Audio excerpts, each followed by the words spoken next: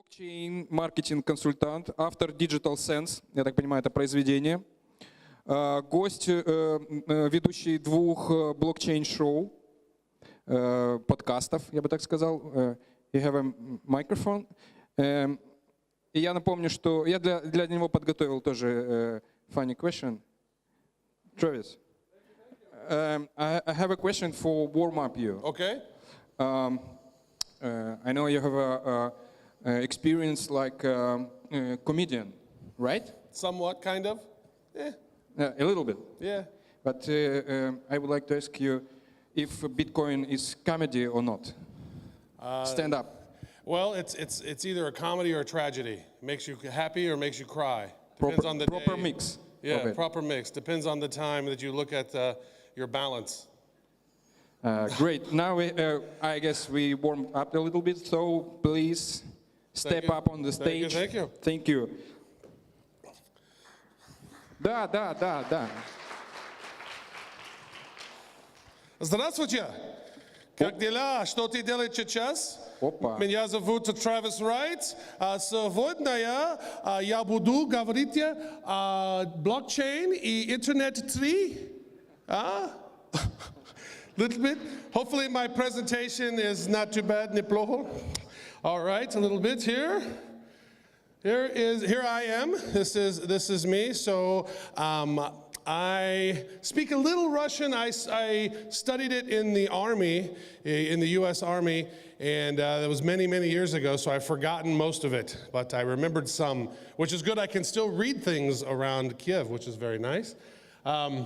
As he mentioned, I have done some stand-up comedy, but I'm very bad at comedy, not so good at it. So I figured I better learn business stuff. So I've learned business. I've also studied a lot of different things. I was the global strategist for Semantic for the Norton security brand. I don't know if you guys know that. I've also written a book called Digital Sense, which is all about marketing and customer experience. And I have a couple copies of the book, so if anyone is interested afterwards, if you like my presentation, let me know. I have a couple copies as well. Here I am at my very first job ever at a radio station at the age of 13. Like my glasses, my mom wanted to make sure that she had no grandkids when I was in high school. So she's like, you get really ugly glasses, you get no girls. That's good. And that worked, no grandkids so early. That was good. All right, so I am not, anybody know who this guy is? Penn Jillette, you guys know this guy? I am not him. Just want to let you know. Some people think that I am him. I am not him. However, I can, let me see here. I will do a magic trick for you guys just this once because I like you, okay? Ooh. Magic.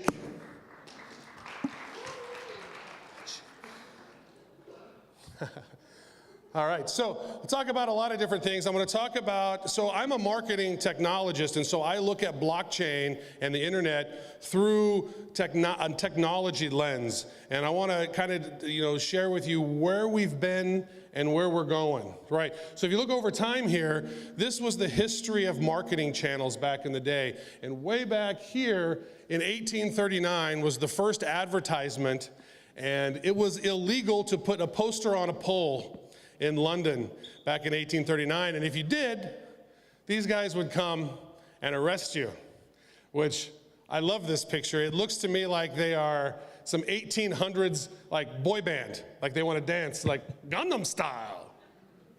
Very nice. So what's happened over time is Gangnam Style again. Oh, so yeah, right here is the future. That was in 2007, that was the future. And what has happened since 2007 is this. Anybody seen this? This is the marketing technology landscape. Over 5,000 technologies out there in the marketing world.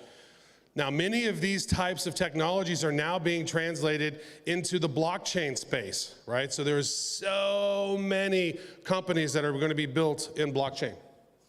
So people look at that and they go, whoa, that is a lot of stuff on there. So what has happened is we need to become MarTech men and women. We have to understand how this whole stuff works. So if we go back in time and look at the internet, so right here, 1945 was when Memex was first conceived, which was basically the foundation of the internet. And then over time, the silicon chip was created in 1958. We have hypertext was created in 1965, ARPANET 69, TCP/IP 1972, World Wide Web in 89, and then the internet began really as we know it in 1995. And so then what's happened is we've reached, that was Internet 1.0. Internet 2.0 happened as well. And so the difference between 1.0 and 2.0 was basically 1.0, there was just a bunch of content online, and you could read it, but you couldn't interact with it. Web 2.0 happened, and you have published content that people are interacting with, but then also users were creating content, right? So now we're entering this world of the Internet 3.0, where money becomes software and money is code. Basically, that's what's happened with blockchain is code is money now, which is crazy.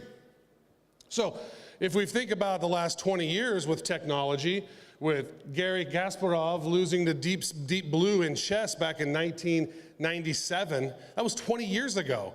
A computer beat the chess master in the world 20 years ago. That's unbelievable. And over time now we've seen all these other technologies that have surfaced over time. And again, and here we are with this. But there are so many different landscapes of technology, not just this one. There are also, here's a content landscape. All these technologies within content. We have this other content landscape. We have the native advertising landscape, and this landscape, a sales tech landscape, and this other landscape. So many technologies everywhere. I don't know, too many technologies, right? John Travolta, you guys like John Travolta? He's good, all right. So many, there's just so many technologies. It's confusing for people, right? Very confusing. Like you guys are looking at me right now. What is this guy saying? I kind of understand a little bit. So the marketing technology landscape now is being filled in. This is how many different technologies was in that landscape. And over time, this is how it's grown. The same thing is happening in blockchain. So many technologies are growing. And now when we talk about emerging technologies and what's happening with all these different upcoming technologies, here are the ones that are to be watched now. And you can see if they are a triangle, they're still upcoming. The circles are the ones that are entering mainstream. So we have blockchain right there. We have cryptocurrencies right there. Those are still not fully into the mainstream yet. Those of us who are here right now, we understand it. But most people don't understand it yet. They're still trying to figure it out. So, when we're looking at these right here, there's all kinds of different technologies that are evolving and emerging. And a lot of the marketing technologists are starting to focus on certain areas. Some of them are focusing on chatbots. Some of them are focusing on artificial intelligence. Also, AR and VR is really big. People are focusing on that. 5G. 5G is right around the corner, folks. Within 18 months, 24 months, we're going to have 20 to 30 gigabit connection on our phone to our refrigerator, if we have one of those smart refrigerators, or to your car or your toothbrush. 30 gigabit connection in 2 years. Everyone will have it worldwide, starting to be rolled out. That's amazing. So when we talk about digital money, of course digital money is going to Bitcoin, all these cryptocurrencies. Of course, who's going to want to go to the bank when you can just go and send money like that, right? It's amazing. Internet of Things, people are focusing on that. Deep learning as well. But to me, blockchain was the most interesting of all of these emerging technologies. And as a marketing technologist, I said, blockchain to me is the future because it can help us create a better world, a more open world, a more transparent world. And I really like the direction of blockchain. So blockchain is good, I like. There's lots of things that are growing here in the crypto and the blockchain space. A lot of companies are popping up. And so over time, we had mainframes back in the day, microcomputer, smartphones, Internet of Things. Things are growing very fast. Did you guys used to have Blockbuster here in Ukraine? No? Blockbuster was a very big video site in the 80s and 90s in America, and you would go there and you'd rent a VHS tape, and then you'd rent it, and then you'd rewind it and bring it back, right? Well, what about Netflix? Have you guys heard of Netflix? You guys have that here?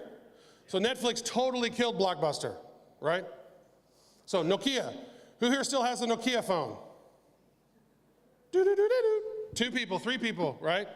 So how many people here have an iPhone or an Android phone, right? Most everyone. So Nokia got disrupted, right? Barnes and Nobles. Do you guys have Barnes and Noble bookstores here? Right? Okay. Well, Amazon sort of took that over. And that's really what's happening with blockchain. Blockchain and Bitcoin is disrupting banking. But that's just the very first industry in which that it is disrupting. One of the very few first ones, but there's so many that it's going to be disrupting. So it's not just cryptocurrency. We think about cryptocurrency, we think, yeah, Bitcoin, woo, win Lambo, win Moon. Yes, we need, crypto gains, making lots of money, we're rich, we'll buy a Lamborghini, right? But it's not just about that. It's about the technology. And you see over time, right, the price has gone up over time. Price goes down, price goes up. It's very frustrating. We want it to only go up, but it also goes down. But Bitcoin, essentially, in theory, Satoshi Nakamoto, who is an unnamed person, invented it back in 2009. It's completely decentralized. There is no Bitcoin headquarters. You cannot go to the company office of Bitcoin. That doesn't exist. It's distributed and decentralized. It's trustless, right? So you have this peer-to-peer network, all these different, these different nodes. So you don't necessarily need trust because the system verifies itself. Lower fees, sometimes really big fees. Like in December, there was $55 on average fees because there was so many transactions happening. So Bitcoin does have a little bit of a scaling problem. It's an immutable ledger. Everyone can see a copy of the ledger, and you cannot change the ledger. You can't go back and edit it. You can't censor it or edit it. And that's, to me, is amazing because there's so many corrupt corporations in the world and even governments, some governments that are corrupt, that if we could have transparency and to see into how they're using their finances, that's a really good thing. We would like that. That would be great. There's only going to be 21 million of them. So unlike the US dollar, where the US dollar, they can just keep printing and printing and printing and printing them. They have a thing called quantitative easing, which is whenever they decide they want to make more money, they turn on the printing press, they print $100 bills. It costs them 6 pennies, 6 cents to print a $100 bill, and they print them and print them and print them and print them. We don't know how many there are. There's never been audited, So unlike Bitcoin we know there's going to be 21 million of them ever. So that is why the price keeps going up over time. And that is why the value of the dollar has gone down over time because they keep printing more and more and more of them, right? And that's the same with currencies all over the world. If the government has the ability to print them, they will print. Value goes down, things cost more. If you want to buy a car 10 years ago, it cost way more today than it did 10 years ago. But with Bitcoin only being 21 million of them, the price of Bitcoin is going to go up because there's a big demand for them and there's a very low supply. They're not going to print more, right? So here was the price back in 2013. It was, what, $135? Who here would like to buy Bitcoin for $135 right now? That would be so awesome. Way up there, see that big spike? That was in like December. That was $20,000 in December. I would like to buy there and sell there. That would be good. But now it's there. Now it's at about 8,500. I think actually maybe it's even in the 7,000s right now. The price is fluctuating. And so if we compare that to a bunch of other finances, here's Bitcoin. Actually, Bitcoin has moved. Now Bitcoin's right about in here. But if you can see, here's Amazon and Apple, all the dollars, all the gold, all the physical money, all the stocks, all the money. All the paper money, all the gold, stocks, bonds, bills, derivatives, actually is a total of $1.5 quadrillion worldwide money. Right now, only 300 billion of that is in digital money. 300 billion, 1.5 quadrillion. So is cryptocurrencies going to increase in value over time? I would say yes, because math, and because 5G is coming, right? So more and more people are going to want to, use digital money. I don't want to drive to the bank anymore. Why do I want to drive to the bank? Go through traffic, stand in line at the bank, spend 30 minutes of my time when I can spend 10 seconds, right? So blockchain, how this is set up is really handy. So each one is connected to the previous one. So 6F9, that's there. Here's the next block, 1H3, that's connected there. And the blocks are all connected. Every single transaction from the beginning of time is on the blockchain. Anybody can download it and look at it. But you can't go back and change this. If I want to go change 1H3, I can't. I can't go in and edit that. Can't change it, right? So back in December of 2016, I wrote an article on Huffington Post where I talked about the election. Everyone was talking about the hack and the Russians hack and this and that. And I said, well, maybe that did happen, maybe it didn't, but let's find the solution. And the solution is blockchain, right? If everybody's vote is on the blockchain, it can't be changed, can't be edited, right? It's we all trust it. So that's really what we needed. And that just sort of opened up a whole bunch of things by me writing this article, which includes the Bad Crypto Podcast. Has anybody in here heard of the Bad Crypto Podcast? No? 1, 2 people? 3 people? Yeah. So we have the top English-speaking crypto podcast. It's called the Bad Crypto Podcast. And we have now over 100 episodes of the show. And we like to have fun. We crack a lot of jokes, make laughs. It's good. We are one of the top business podcasts. We're one of the top investing podcasts in the world. So if you're interested in learning and listen to English-speaking podcasts, Bad Crypto is there. We have now almost 4 million downloads since July. So it's going pretty well. And again, blockchain. So for example, if I want to send money with the blockchain, I will send it to, I say, I want to send it to the cameraman. So I type it in, boom. The transaction then goes into the block.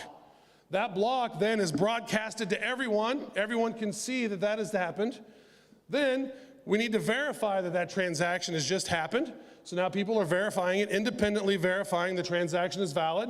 Now that block goes into the chain of blocks. Then all of those are verified. And now cameraman has got his money, right? That's essentially how the blockchain works there. So it saves time, it removes cost, reduces risks, increases trust for folks. And there are different types. So say, for example, if you're a bank, you're like this. It's a very centralized organization. But we're in a decentralized world now with blockchain. So there's no one point of failure. There's multiple areas there. And then you have distributed ledgers as well. You have public blockchains, federated private ones. You have public, private. Now what's happening with blockchain is we're seeing multi-chains. So not just one blockchain, but we're seeing multi-chains with side chains, public and private side chains. So maybe you want to keep some data here in your private side chain, but you want to give people some access to that data so you can put it in a token and send it over. So it's getting very complex. It's not just blockchain, not just decentralized apps. Now multi-chains and side chains are becoming a really big thing. And here are all the industries that are being affected by blockchain. Not just banking, right? Education, ride sharing, supply chains are really big. Cybersecurity, there's a really interesting company out there that is distributing all of cybersecurity stuff, which all different security experts are working together and identifying risks, creating that. Pretty interesting, right? And let's see here. So there's the different types of cryptocurrencies, and I'm going to kind of roll through this kind of quick because we got just a little bit of time left. Store of wealth is one. So store of wealth like Bitcoin. This is one where you can, it's basically wealth. You can store it kind of like digital gold. Peer-to-peer currencies like Litecoin, Bitcoin, Redblocks, Dash. The enterprise platforms, which people are building on top of, like Ethereum, Neo, IOTA, Dragon Chain is one I like. EOS is coming out, it's a big one. Lisk, our chain as well. Financial services like Ripple and Stellar. Privacy coins are going to become very important in the future as we move into a more regulated world. So Monero, Pivx, Verge, Zcash, Zencash, Dask, these are going to become more important. And then there's a bunch of other different sort of utility type tokens as well. So many different cryptos, there's just so many. And again, here we are. Now we're getting in all the blockchain landscapes. There's so many of these, right? I don't know, it's so confusing, guys. And here is the blockchain marketing landscape now. These are, now it's starting to be filled in with all of these different marketing technologies, right? So there's a bunch of different advertising ones that are taking place. But real quick, I want to tell you a story about how to stay safe in the crypto world. And this might be more than 5 minutes, it might be 7 minutes, but this is important. So if you guys are interested, we actually created our own coin for the Bad Crypto Podcast. It's called the Bad Coin. Not Bitcoin, Bad Coin. And we'll give you 100,000 Bad Coin if you send an email to badcryptopodcast@gmail.com. We will tell you how to do that. We'll give you some free ones. We're actually going to do some cool stuff with it. It's worthless right now, but eventually it might be worth something. So, staying secure, this is very important. So this is what happened to me. So I worked at Norton. I was a security guy. I did strategy for a security brand. I got hacked about 6 months ago, right? So I want to tell you how to stay secure in this cybersecurity, in this world. So I woke up one morning, I got a text from T-Mobile. It said, hey, thank you for allowing us to assist you today. We hope we addressed all your concerns. And I was like, what? I didn't call T-Mobile. Somebody called T-Mobile, acted like they were me. They got my social security number on the dark web and contacted them and said they were me. Switched my phone number to their phone. I was like, oh shit, right?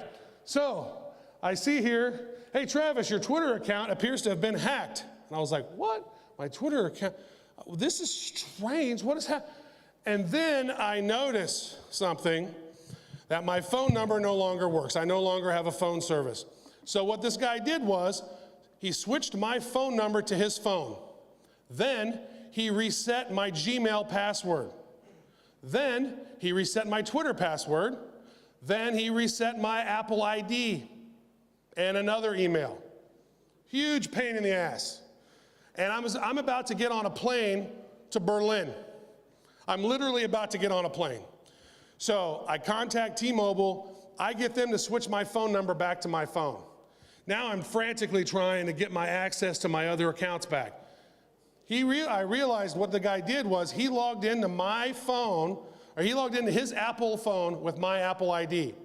Once I got my Apple ID back, I checked Find My iPhone. I saw where he lives. This is where he lives, right here. My phone number is right there.